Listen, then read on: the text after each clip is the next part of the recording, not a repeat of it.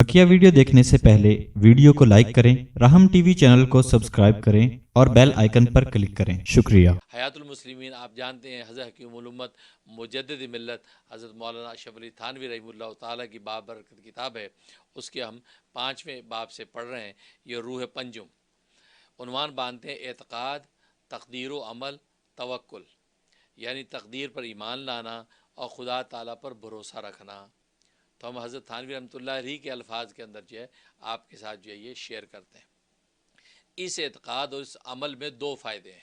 हज़रत लिख रहे हैं इस एतक़ाद और इस अमल में दो फ़ायदे हैं। एतक़ाद के तकदीर पर ईमान और अल्लाह पर भरोसा, ये जो है ऐसी चीज़ है, फरमाया इस पर दो फ़ायदे हैं। नंबर एक, कैसी ही मुसीबत या परेशानी का वाक़या हो, इससे दिल मजबूत रहेगा, ये समझेगा कि अल्लाह ताला को यही मंजूर था, अल्लाह ताला को यही मंजूर था, इसके ख़िलाफ़ नहीं हो सकता था और वो जब चाहेगा उसको दफ़ा कर देगा। तो देखो, तकदीर पर ईमान ले आया, अल्लाह पर भरोसा कर लिया, तो एक तो फ़ायदा ये हुआ कि उसका दिल मजबूत रहता है कि भाई अल्लाह को ये मंजूर था, लिहाजा इसके ख़िलाफ़ हो ही नहीं सकता था, तो ये सोचेगा। और उसके बाद पहला ये अलिफ के उन्वान से लिखा, जो दूसरा बा, यानी नंबर दो, क्या जब ये समझ गया तो अगर इस मुसीबत के दूर होने में देर भी लगेगी तो परेशान और मायूस और दिल कमज़ोर ना होगा। मतलब जब ये बात समझ गया कि तकदीर पर ईमान, की तकदीर में जो लिखा गया वो होके रहता है और अल्लाह पर भरोसा और एतमाद है, तो बस ये दो चीज़ें जब पुख्ता हो गई तो फरमाया कि अगर इस मुसीबत के दूर होने में देर भी लगी तो परेशान नहीं होगा, मायूस नहीं होगा, वो सोचेगा अल्लाह तबारक व तआला अपनी रहमत से ज़रूर इसको दूर कर देगा।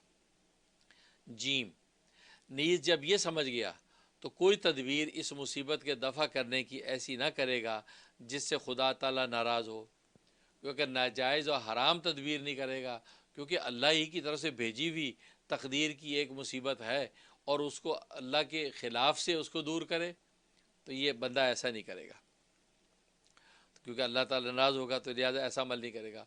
यूँ समझेगा कि ये तो बिदून खुदा ताला के चाहे हुए दफ़ा होगी नहीं, फिर खुदा ताला को क्यों नाराज़ किया। इसलिए कहता अल्लाह के चाहे बगैर तो ये दूर होनी नहीं है, तो मैं फिर अल्लाह को नाराज़ी क्यों करूँ, इसलिए उसका दिल मजबूत रहेगा।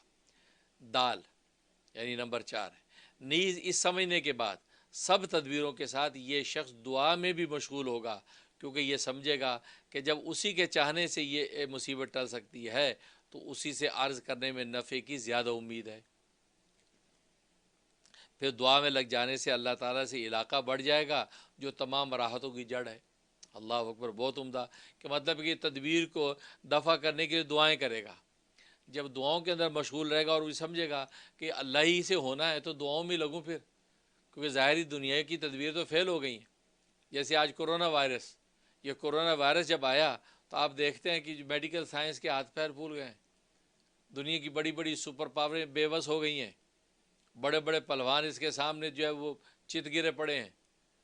तो अब आप समझ गए कि सिवाय अल्लाह तबारक व ताला के कोई इसको हटाने वाला नहीं है, तो इंसान अल्लाह की तरफ रुजू करता है, दुआ करता है।